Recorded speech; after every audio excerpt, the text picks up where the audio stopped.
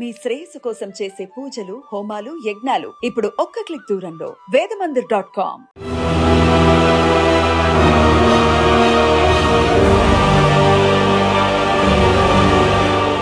ఒక్కసారి ఊహించండి, రేపు మీ ఇంటి ముందు ఒక బంగారపు సంచి పడింది. వెంటనే కోటీశ్వరులు అయిపోతారా? కాదు. ఎందుకంటే అవకాశం రావడం ఒకటి, ఆ అవకాశాన్ని గుర్తించడం మరొకటి. ఇదే విషయంపై ఒకరోజు బ్రహ్మలోకంలో కూడా ఒక పెద్ద వాదన జరిగింది. భాగ్యం ఒకవైపు, బుద్ధి ఒకవైపు. ఇద్దరూ ఒకే ప్రశ్న అడిగారు. మనిషిని గొప్పవాణ్ణి చేసేది ఎవరు? భాగ్యం గర్వంగా నిలబడింది. నేను అవకాశం ఇస్తే ఎవ్వరైనా రాజులవుతారు. బుద్ధి చిరునవ్వు నవ్వింది. అవకాశం సరిపోదు, దాన్ని ఉపయోగించే తెలివి కూడా ఉండాలి. వివాదం నేరుగా బ్రహ్మదేవుడి దగ్గరికి వెళ్ళిందండి. అప్పుడు బ్రహ్మదేవుడు భూమిపై ఉన్న ఒక యువకుణ్ణి చూపించాడు. 25 ఏళ్ల వయస్సు, అడవిలో చిన్న గుడిసె, అమ్మతో కలిసి జీవితం. తినడానికి సరిపడా అన్నం కూడా లేదు. 3 గొర్రెలే అతని సంపద. బ్రహ్మదేవుడు ఒక సవాలు విసిరాడు. ఈ యువకుణ్ణి రాజుగా మార్చగలిగిన వాడే గొప్పవాడు.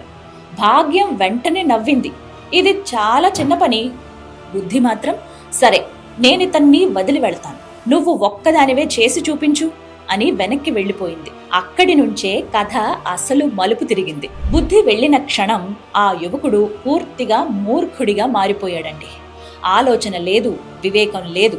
అప్పుడు భాగ్యం మొదటి అవకాశం ఇచ్చింది. అతను నడిచేదారిలో ఒక జత బంగారు చెప్పులు పెట్టింది. సూర్యకాంతిలో దగదగా ఆ చెప్పులు మెరిసిపోతూ ఉన్నాయి. వాటిని చూసిన ఎవరైనా వెంటనే వాటి విలువ అర్థం చేసుకునేవారు. కానీ ఈ యువకుడు ఏం చేశాడో తెలుసా? వావ్, ఇవి చాలా బాగున్నాయి, ముళ్ళు గుచ్చుకోవు, కానీ కాళ్లకు వేసుకున్నాడు.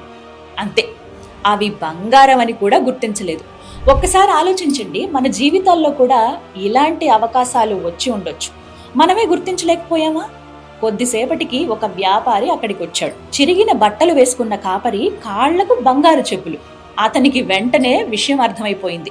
40 కిలోల ధాన్యం ఇచ్చి ఆ బంగారు చెప్పులు తీసుకుని వెళ్ళిపోయాడు. యువకుడు మాత్రం చాలా ఆనందపడ్డాడు. ఎందుకంటే అమ్మకు కొన్ని రోజులు తిండి దొరికింది అని. భాగ్యం ఇంకా ఓటమిని ఒప్పుకోలేదు. ఈసారి వజ్రాలు, వెండి, రత్నాలు పొదిగినటువంటి చెప్పులు దారిలో పెట్టింది. మళ్ళీ అదే దారి, మళ్ళీ అదే యువకుడు, మళ్ళీ అదే కథ. ఒక సంచి శనగపప్పు కోసం ఆ అమూల్యమైన చెప్పులు కూడా ఇచ్చేశాడు. ఇక్కడే భాగ్యం మొదటిసారి భయపడింది. ఎందుకంటే అవకాశాలు ఇస్తోంది, కానీ అవన్నీ వృధా అయిపోతున్నాయే. ఇక అసలు ట్విస్ట్ ఇప్పుడు మొదలైందండి. ఆ చెప్పులు చివరకు రాజు చంద్రభాన్ చేతికి చేరాయి. రాజు ఆశ్చర్యపోయాడు. ఇవెక్కడి నుంచి వచ్చాయి? వ్యాపారేమో భయపడ్డాడు ఆ ప్రశ్నకి. నిజం చెబితే ప్రమాదం, అందుకే ఒక అబద్ధం చెప్పేశాడు. పడమర దిక్కున ఒక మహాచక్రవర్తి ఉన్నాడులేండి, ఇవి అతనిచ్చిన బహుమతులే అన్నాడు. రాజు వెంటనే నిర్ణయం తీసుకున్నాడు. అయితే నా కూతుర్ని ఆ చక్రవర్తికిచ్చి పెళ్లి చేస్తాను. ఇప్పుడు వ్యాపారి ప్రాణాలు అరచేతిలో పెట్టుకున్నాడు. చక్రవర్తి లేడు, కానీ పెళ్లి మాట ఇచ్చేశాడు. మళ్ళీ అడవికి వెళ్ళాడు. అక్కడ ఒక అద్భుతం జరిగింది. యువకుడు కూర్చున్న ఇత్తడి సంచులు ఒక్కసారిగా బంగారంగా మారిపోయాయి. వ్యాపారి నోరు తెరచి చూసేశాడు. ఇతను సాధారణ మనిషి కాదు అని నమ్మేశాడు. తన సంపద మొత్తం ఖర్చు పెట్టి రాజభవనం కట్టించాడు, సైన్యం ఇచ్చాడు, రాజుగా ప్రకటించాడు.